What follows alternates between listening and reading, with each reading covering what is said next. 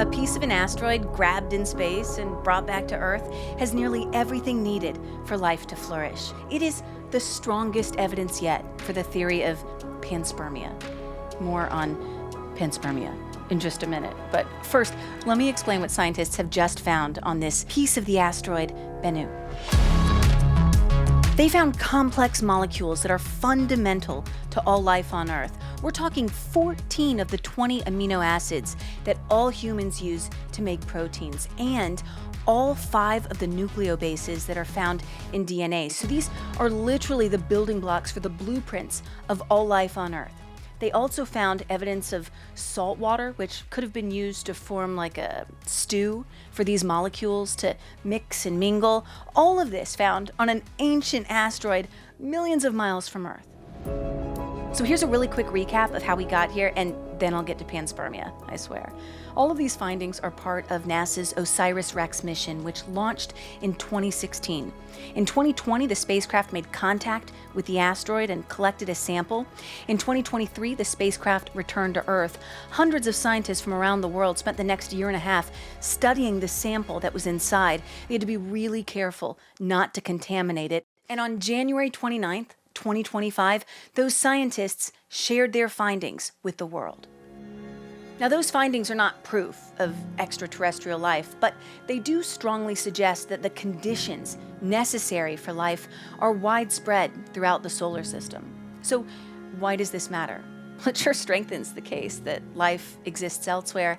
It also sheds some light on how life may have gotten started here on Earth. You know, everybody thinks about asteroids as these species killers, the things that wiped out the dinosaurs. But what if asteroids are actually the thing that helped bring life to Earth to begin with? And now we can talk about panspermia. So this is a theory that I first learned about in college. I took a class literally called The Search for Life in the Universe. And this was my actual textbook. It's a fucking relic. I highlighted the shit out of it. But I love it. And on page 196, it says, the notion of panspermia, developed in 1901 by a Swedish chemist, suggests that life floats as spores through the interstellar medium and occasionally comes to rest on a planet where replication and evolution can occur.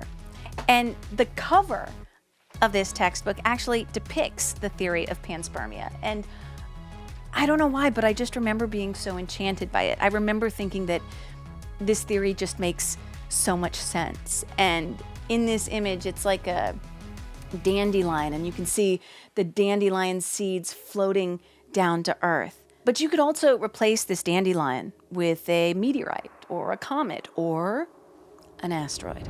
So I asked AI to update this image, and it did not disappoint. Here's the first image it gave me.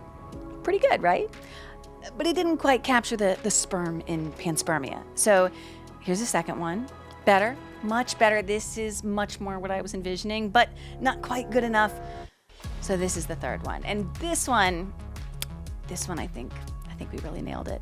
So bottom line, these samples from the asteroid Bennu provide the strongest evidence yet that asteroids may have planted the seeds of life on Earth. And as one of the lead authors in this study said, and I'm quoting here, why we so far only see life on Earth and not elsewhere, that is the truly tantalizing question.